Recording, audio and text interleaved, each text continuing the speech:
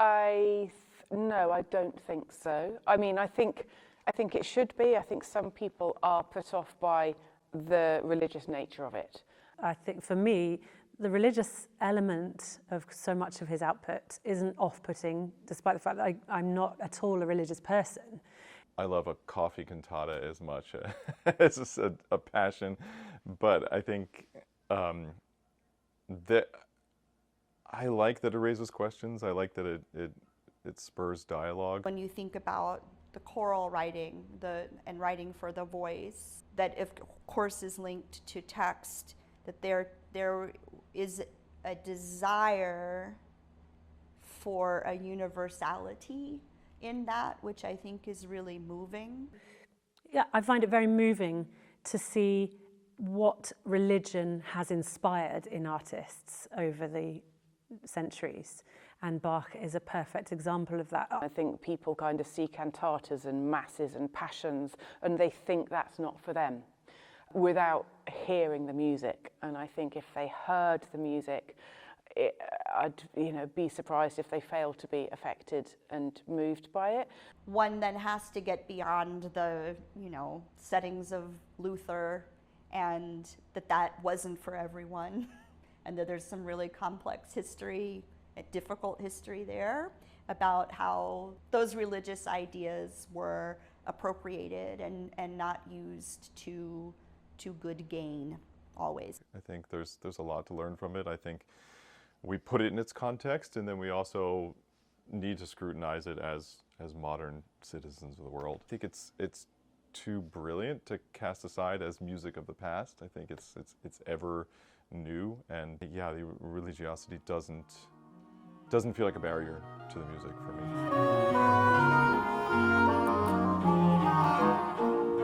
Hi, I'm Nick Phan, and this is Bach 52.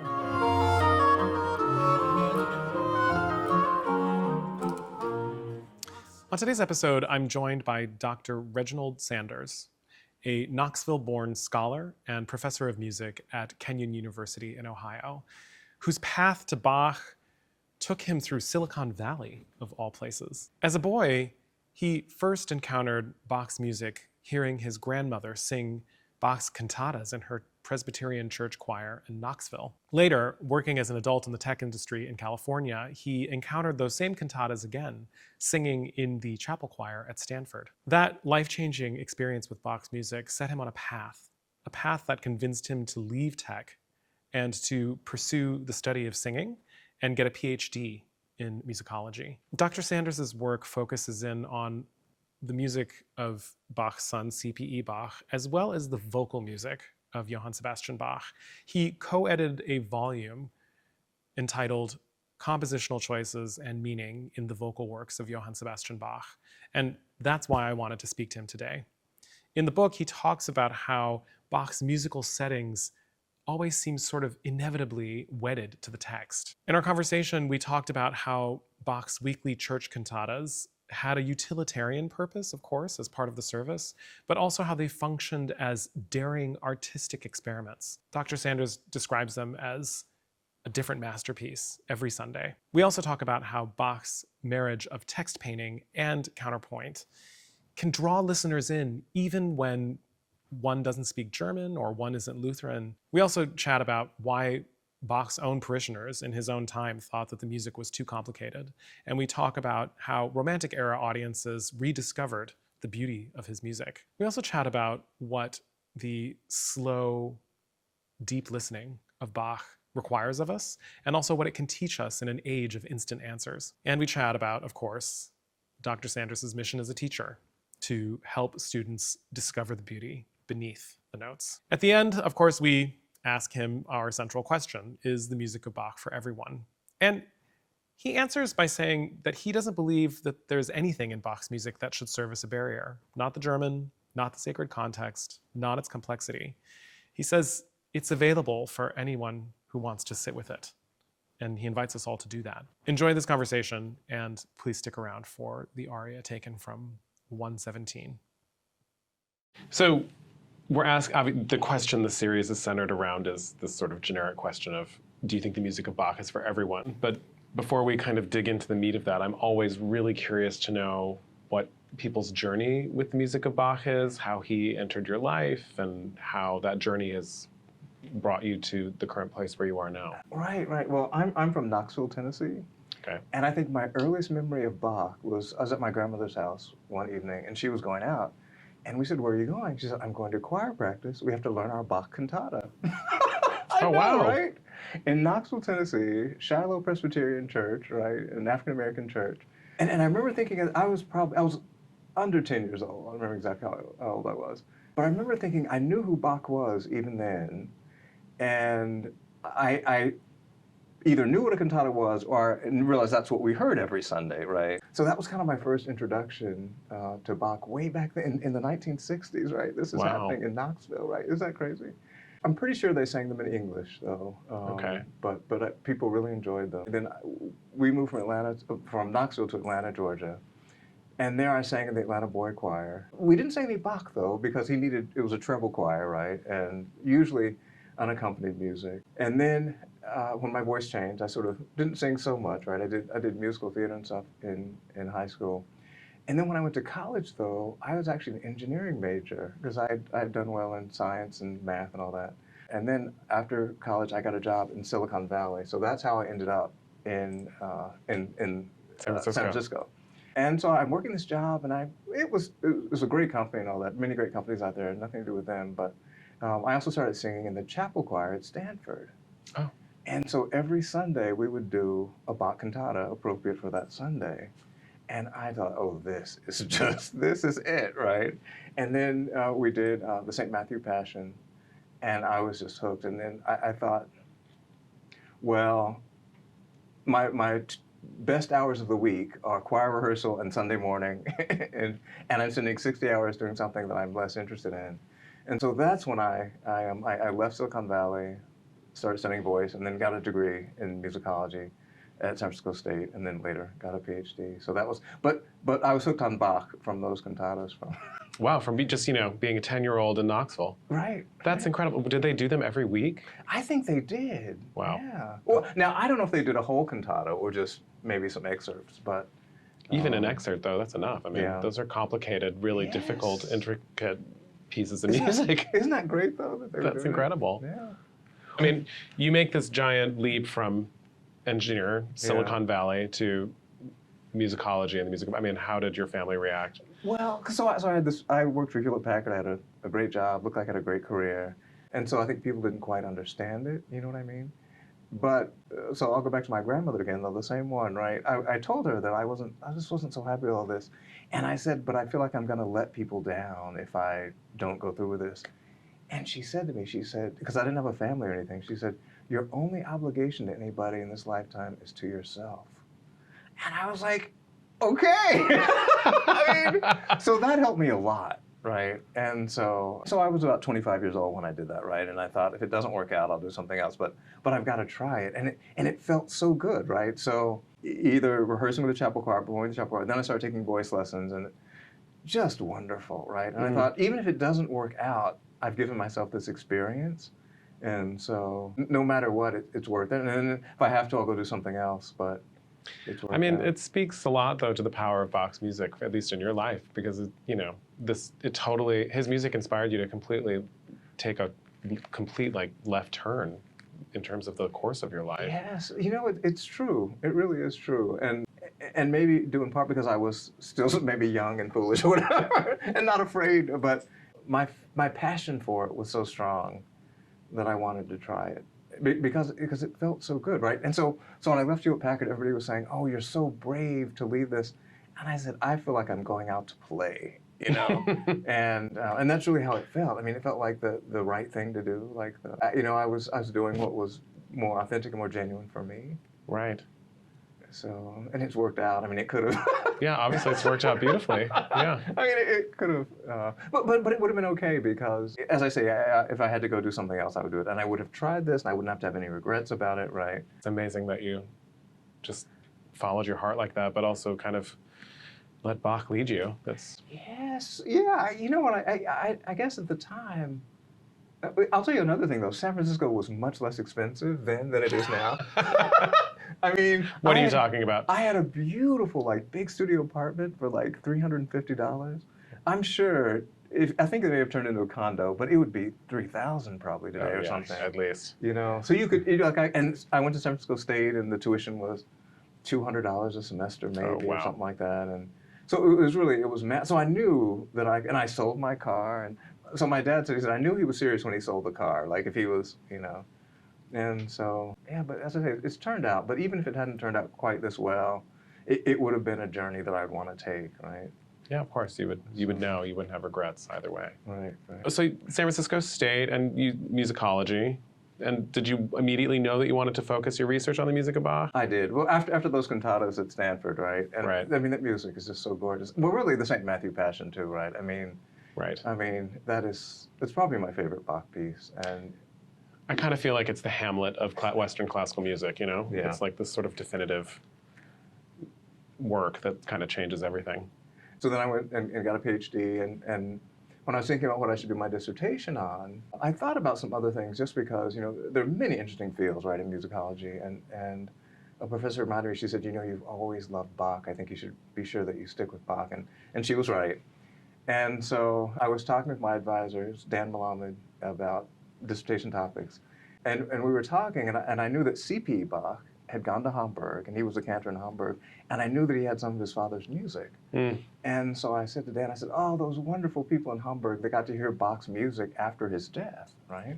And he said, well, to be honest, we don't know if C.P. Bach was really performing that music, right? Wow. And so then I went on into the dissertation on C.P. Bach and church music in Hamburg, and he actually didn't do a lot of his father's music, because by then it was old-fashioned, right?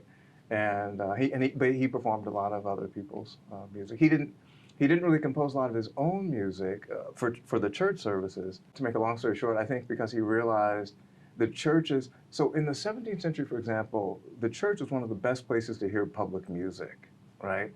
But as we get into the 18th century and we have concerts, people can hear music outside of the church.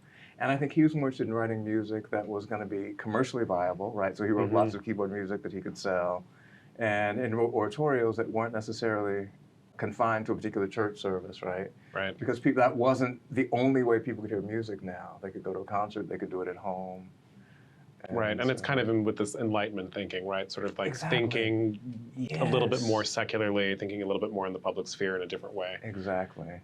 I'm going to come back to some of that, actually, because one of the reasons I've embarked on this whole journey with this is, I kind of entered Bach's music personally in the instrumental realm, because I started out as a violinist. Oh, I see. And then when I started singing, I took that obsession with me, obviously, and I've been very fortunate that it's remained a part of my professional life as a singer, partly intentionally, but also partly just, luck of the draw that it works in my voice. But, when I think about this question, is this music for everyone? I mean, as a singer, you're suddenly very much confronted with this extremely specific religious dogma. And so it's one of these things where, as a performer, I'm constantly grappling with, issues of faith and, the theology and, these sort of, modes of thinking that are so tied to this text. And you've edited this wonderful book, about the vocal music of Bach and the texts. And so I'm really, sorry, I now have to remind myself what the title of the book is. Compositional Choices and Meaning in the Vocal Works of Johann Sebastian Bach. Yeah. So, I'm really curious to hear, the process of editing that and, your research as well, your perspectives on this. I co-edited that with Mark Peters, and we dedicated it to Don Franklin, who has passed away now, but he was a very important Bach scholar and a great friend to us. We arrived at that concept because, especially in the vocal music, right? For me, the music is just beautiful, right? I mean, I just like to start there, right? It's just beautiful.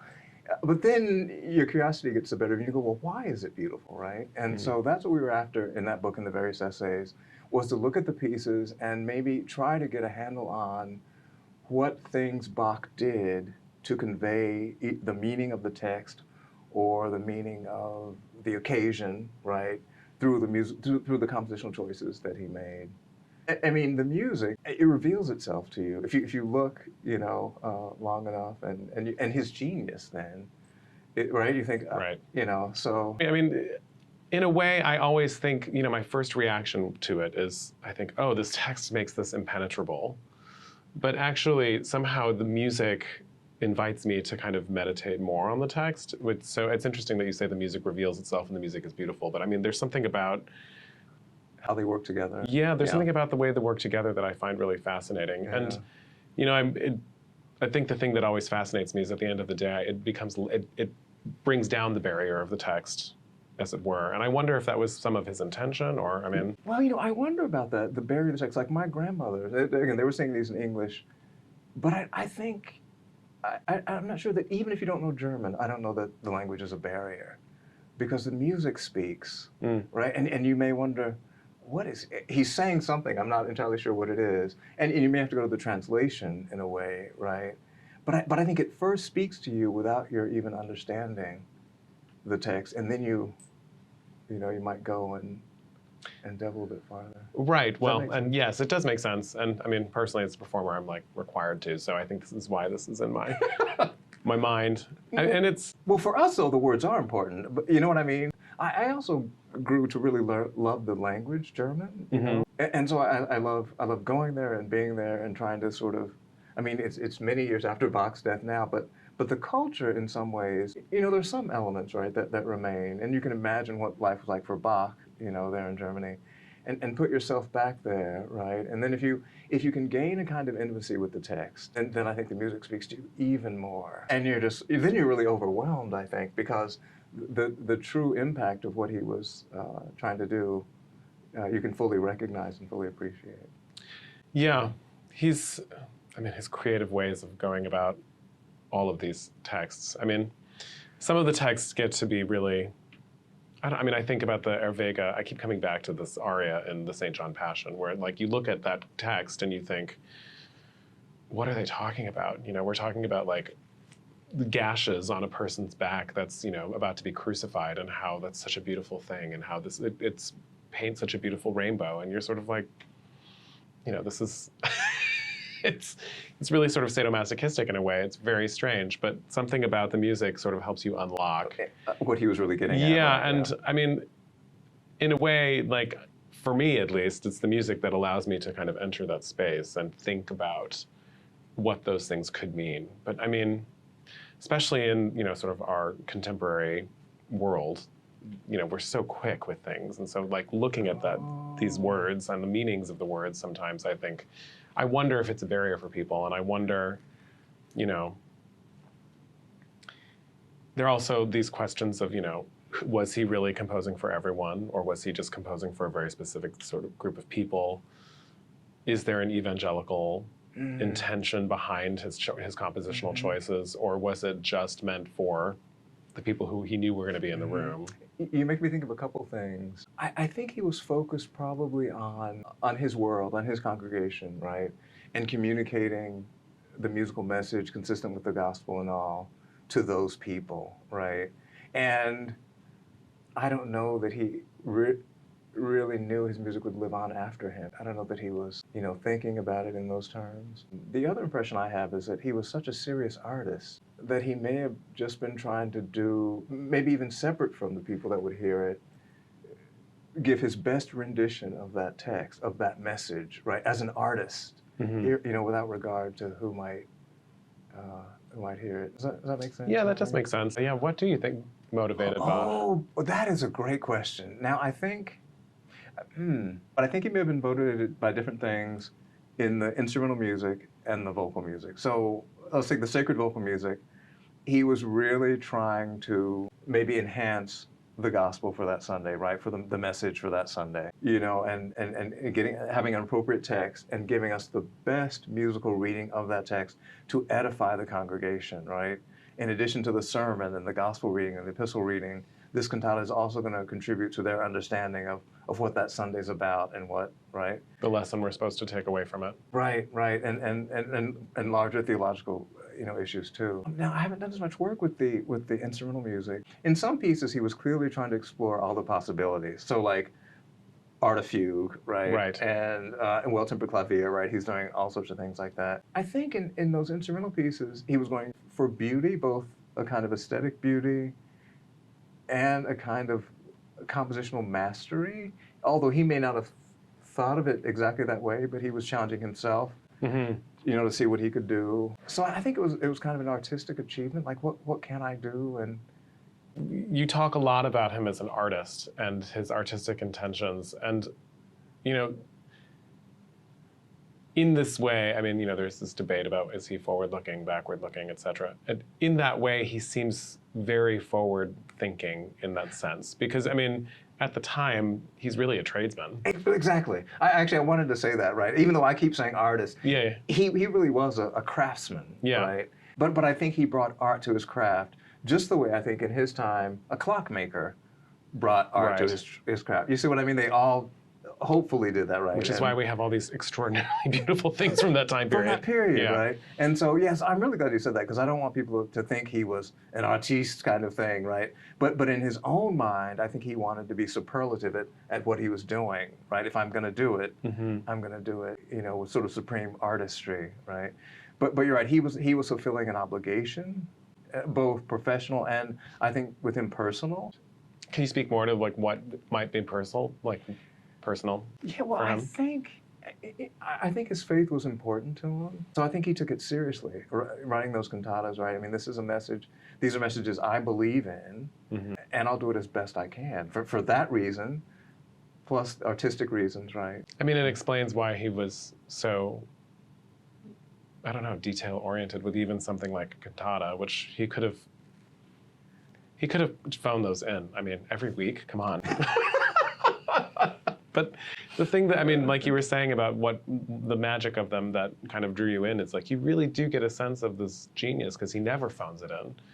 I mean, people may like one or the other better, but there's not a dud. And some are more inspired than others, right? Yeah, but there's not really a dud in like 3 years, 3 whole cycles that we have that survive. Right. I mean, maybe the duds are all in the 2 years that. Oh, probably not. Right? I know. Yeah. No, he was amazing. Yeah. And he brings us such joy to this day, right? I mean, you can't. Well, one hopes. I mean, we're about to do a concert tonight of his music, so hopefully people will feel joy. Oh, I'm sure they will. Of course. The final part of your book talks about just sort of reception of his own music at the time, and I'm curious to hear more about that. I mean, what was the public thinking at the time? And also, I'm curious to also hear more about right after his life. I mean, I know that he became immediately unpopular, and I imagine that part of that is because he was clinging to these sort of what were quickly to become very antiquated forms of music. Yeah, so even as early as when he was in Arnstadt, right, in one of his earliest jobs as organist, they complained about how complicated the music was. And so already then, so maybe by the 1720s or so, people are already thinking of what we think of as classical music, right, a more homophonic texture, clarity, balance, the Enlightenment. So that's the reason I think C.P. Bach, he had that beautiful music, but he knew that he couldn't really perform that in Hamburg. So it did sort of lose favor until we get into the 19th century, right? When there's an aesthetic match again, the style of the music is quite different, right? But where the Baroque was also very expressive, the Romantic period is also expressive. So now those things meet again, and the complexity of Bach's music is not going to be a hindrance anymore, because soon enough in the 19th century, right, we're going to have very complex music. I think the musicians always knew how good the keyboard music was, even if it maybe wasn't getting played. If people saw it, right. They just thought, "Oh my goodness, this is amazing!" Right. So in a way, he kind of lost favor. But I sort of feel like the people in the know knew how good that music was. Sure, and I mean the things like the keyboard works, those sort of stay in the sort of like educational canon, right? You know, whether his music is trendy or not. You commercially still use speaking, the clavier and yeah, in order to like learn how to play this instrument, for instance. Yeah. So, I'd love for you to speak more about how people felt his music was too complex. I mean, in his own lifetime. I mean, how did he react to that? I wanted to say something you said before too about how in this age that we want things fast. Yes. And that might be a hindrance. When I first started with this, though, it was before that time. Like we didn't have cell phones, we didn't have. Right. And then it wasn't unusual to take your time with the music. It was what you always did, right? Right. And so when you said that, I had to think, oh, that's true. This is a different time, right? But I wonder if we shouldn't get back to that a little bit. Like you kind of want to live, you know, in those words a little and and take your time with it. So I'm teaching a Bach seminar at Kenyon next spring, and I'm going to have some great students, and I hope I can encourage them to take the time to get inside the music and appreciate, what's going on. So anyway, I wanted to go back to that, but you were asking about No, perception. I'm glad, because that's how, this conversation is going to hop around. That's great.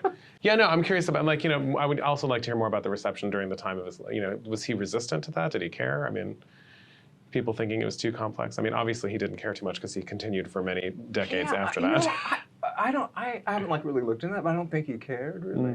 But we know that he could have composed differently if he wanted to, right? Because some of his pieces, have a bit more of like the classical sort of galant style to them. And so it wasn't that he, like, I can't do this, right? I think he was still making the artistic choices that he wanted to make, right, at a given time. It's interesting too. I mean, when you talk about him not necessarily being concerned about whether he was going to be enjoyed, post living, in his afterlife, that maybe freed him up to feel like he was able to do whatever the text demanded and whatever the situation demanded, to really kind of dig deep into his own integrity. And I think so.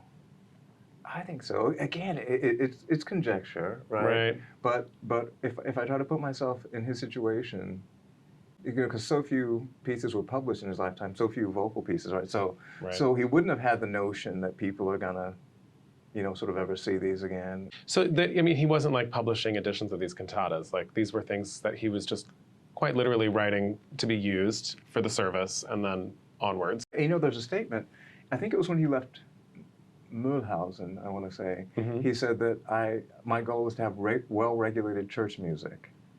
And we think in some ways that maybe means having, cantatas every Sunday, but again, not a commercial approach, but just that's what it's well regulated for the system that's there. Like, it's like saying I want better, file organization. Right. And so I want to have a cantata for every Sunday, and maybe more than one. But that was his goal. It was his artistic goal, and his maybe just a personal goal too, right? For achievement and accomplishment, without any particular concern maybe for posterity or money. Yeah. It's a fascinating combination to me, because you have this, in the cantatas, and this is part of the reason why I'm focusing on the cantata arias for the aria portions of these interviews, is that you have this mix of high art, extraordinarily high level of artistic experimentation. He's clearly trying to play with different ideas and sort of form ideas. But at the same time, there's like a really utilitarian purpose to these cantatas and these pieces. And so in a way, you're sort of getting a daily or weekly sense of what it was his work life was, and where his mind was on a sort of daily, sort of quotidian basis. And it's, I don't know, I'm just fascinated to hear that, of course, I never thought about that. I keep thinking of like just having the Neue Ausgabe like on IMSLP at our disposal. And, here he is like writing these things, and, he wants it for just the church, and it's, he's just thinking about like.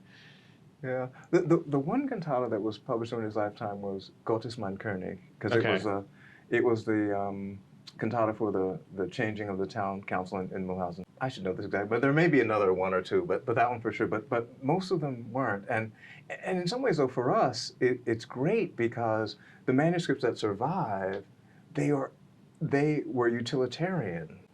And so we can look at them and learn a lot about what the performance was like, right? And that's wonderful. You can look at the markings and have some idea of how many singers he had, and again, because he's just getting it ready for that Sunday. And then of course after he died, he gave it to his sons and divided up the parts and the score so that they would sort of go twice as far, so to speak, right? Like a backup system. Yeah, so if he gave the parts to one son, he'd give the score to another, and then he's gotten sort of double mileage out of that. So, but yeah, it was very, very utilitarian, I think. And at the same time, I think he was aware of the high level of the art. If only we all approached our daily jobs with that kind of thought and intention. Coming back to this question about our time, obviously this question of do you think his music is for everyone is very much related to, a reaction to the times in which we live. And on the one hand, I do think, is it, because we are looking for quick answers, and like you say, this is, I obviously feel that maybe we should be spending more time with it, because we all need to take a breath and slow down and not have everything at our fingertips quite so easily. But also, I feel like we're entering as the world gets more and more increasingly chaotic and fraught, we're entering a time in which these sort of Enlightenment ideals of reason and easy answers are not necessarily, they don't make sense anymore. You know, like it's so increasingly clear to all of us that our lives are not some sort of formulaic thing, that things fall on a binary, and like there's easy answers that are yes, no questions to the questions that are being asked of us. And so I wonder in that sense if his music is more appropriate for our times because of that, because he's asking us to sort of sit in the mess of it all. Yeah, I hadn't thought of it, but I think you might be right. In the world we live in today, it's just things are not sort of black and white anymore. There are not simple answers. The world is very complex, and if we're going to work out some of the problems that we have, we've got to look at the intricacies of what's going on, right? And so I think looking at Bach's music, or in a more with close readings and taking the time, it does fit in with what we need to do in other aspects of our lives.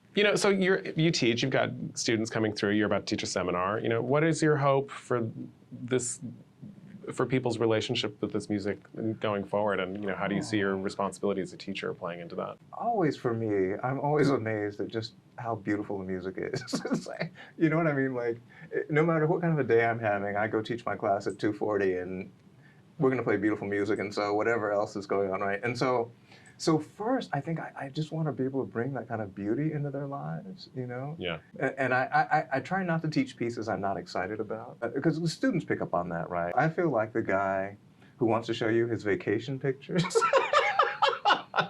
But usually in class, they all want to see them, so it's okay, right? Right. So that's how I feel about it, is I'm sharing with people something that I'm really excited about. And I'll show you what I've learned about it, right? What's been revealed to me, and maybe encourage you to do the same. I pick pieces that I'm excited about, and I want to show them why I'm excited about the piece, and at the same time give them the tool so that they may find another piece exciting, and they'll know how to approach sort of understanding it better. So I want to, and in a way it relates to the book a little bit too, right? Why is it beautiful, right?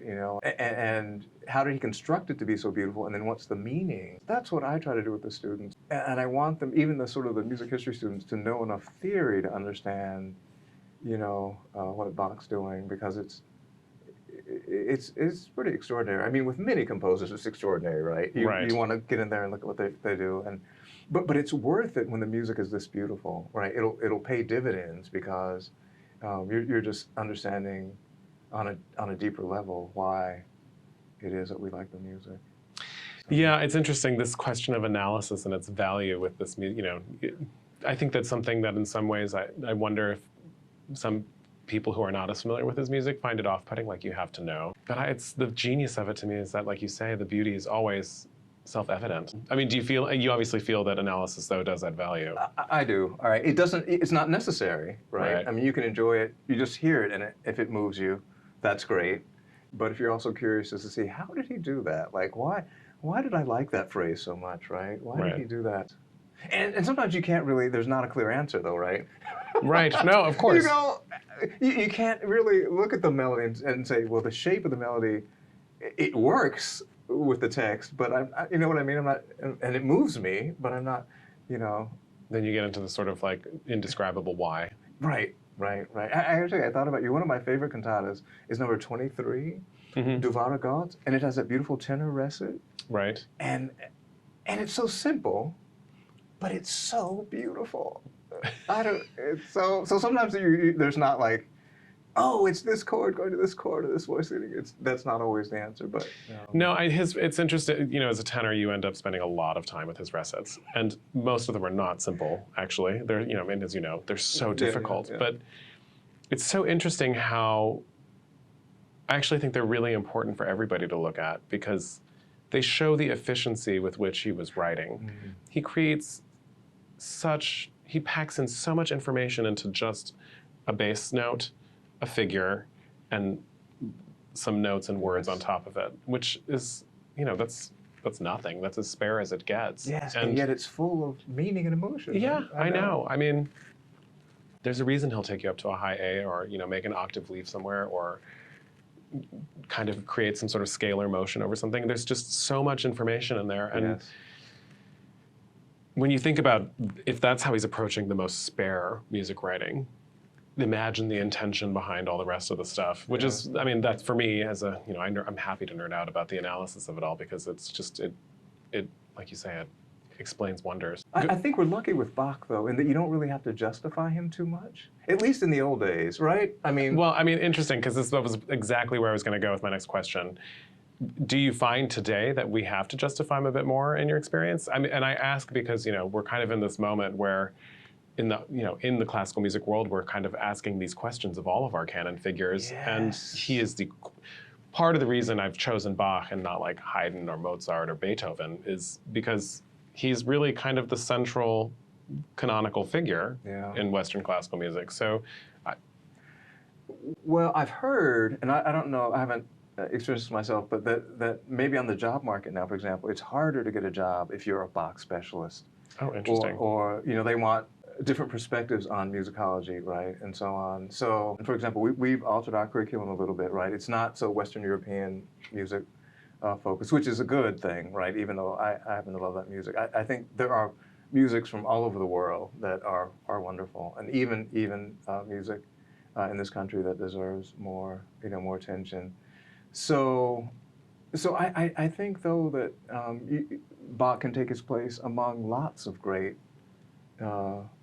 composers. I have a friend who does a lot of work on Coltrane, right, John Coltrane, and there's, what I mean? There are parallels there for sure, and they're related. I mean, and they both contribute, artistically and so on. So, and you certainly don't have one without the other. Right.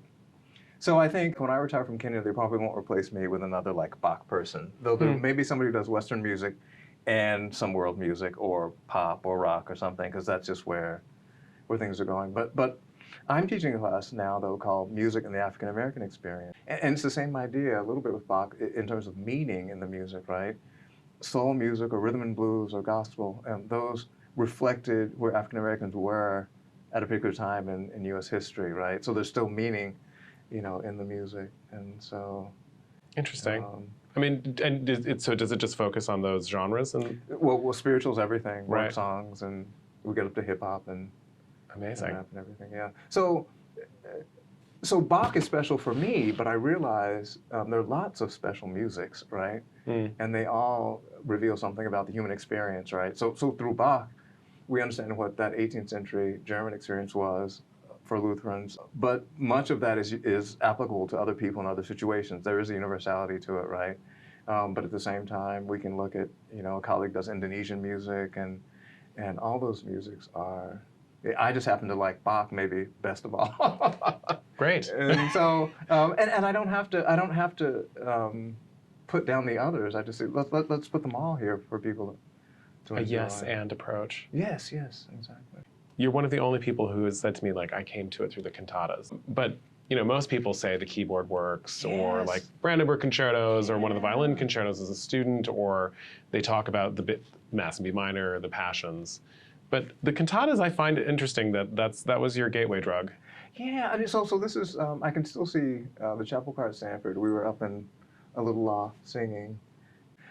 I think it was the idea of seeing a different sort of little masterpiece every week, right? And then you're really astounded by what he accomplished, and you get a sense of the scope of his genius. But I mean, because I was a singer too, though, right? And so that was going to be my entree into Bach, right? Like I couldn't really play the well-tempered clavier well enough to really, yeah, but I mean, even as a singer, like you said, Matthew Passion earlier, like that's normally most singers' entree. They say something like the alto aria, the Erbarmedisch, or something, something that it's the cantatas. It feels like a deep dive. And so, but it makes sense what you're saying. I mean, especially if, the initial one was your little gateway drug, and then, you came back to it at a formative time in your life where you got to sort of experience, you're right, you do get to experience so much variety in such a short amount of time. And that's an aspect I had not thought of before. And so when you see that repeatedly, you realize the scope of his genius, right? I feel like it validates my choice to focus on these church cantata arias for this series, so thank you. Oh no. No, they're wonderful, right? And such great variety. And because there's so many, even though some are lost, right? They can enrich our lives for a long time, you know, Yeah. or on a grand scale, Yeah. right?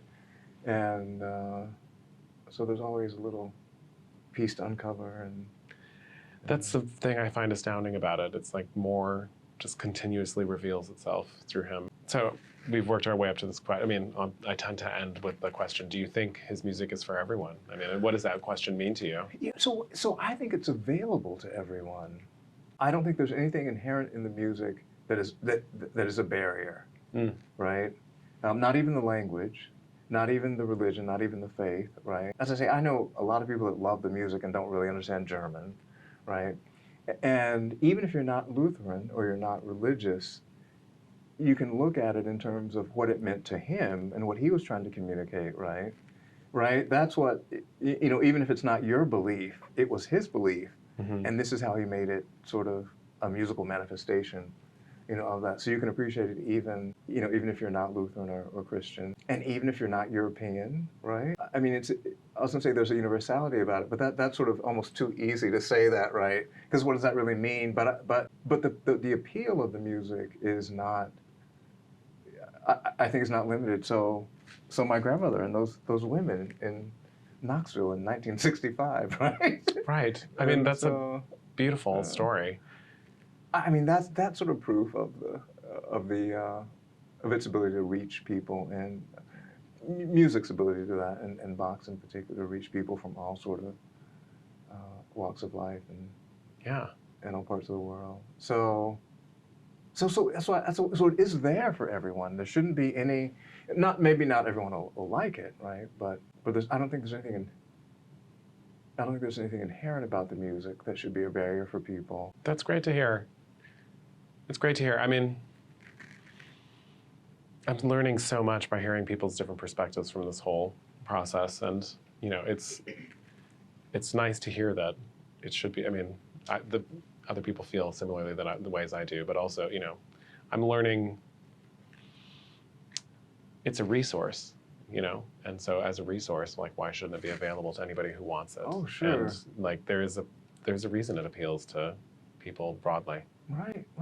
I mean, I would compare it to visual art too, right? Paintings. You maybe you didn't live in Renaissance Italy, but you can appreciate the beauty of, you know, what's going on there and what they were trying to communicate, and you know, or not. It's your choice, but there's nothing fundamental that stops you from doing that. I can't thank you enough for taking the time. I really appreciate it. Good. Great. So we should get ready for your concert tonight, huh? There's a sound check that I have to be at in about half an hour, but we're good. Okay. So.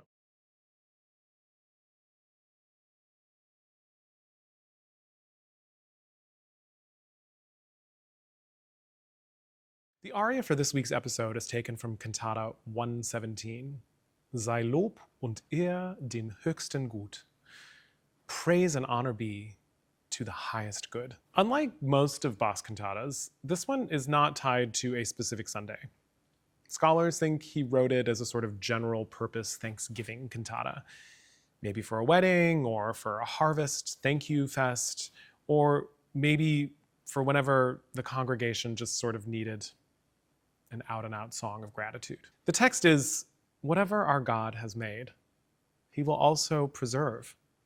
On every path, early and late, he remains our faithful guardian. In the aria, Bach writes 4 co-equal contrapuntal lines, 1 for the tenor, 2 for the 2 oboes, and of course the continuo that's always there. Those 4 lines weave together tightly, kind of like a basket. It's like this oral metaphor for the holding together that the text describes. Even though it's in a minor key, there are these constantly upward moving motives, and also this sort of lilting Siciliano dance rhythm that keeps us in a sort of radiant, confident space, confident that our Lord, our Savior, will persevere and protect us.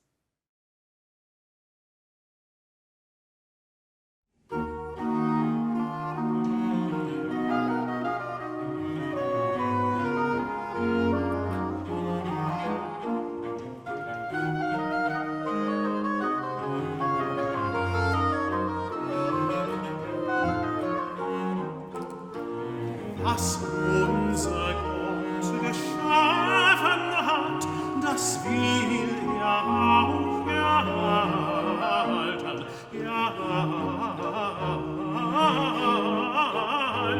das will er auch erhalten.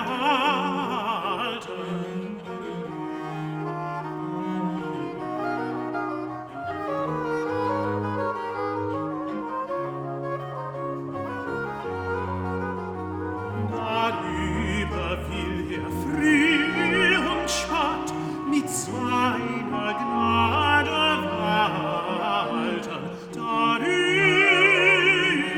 will er früh und spät mit seiner Gnade walten, mit seiner Gnade walten.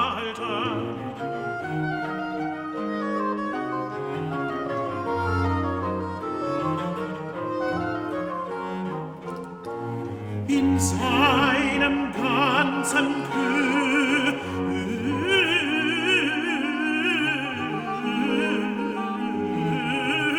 Königreich ist alles recht und alles gleich, alles gleich.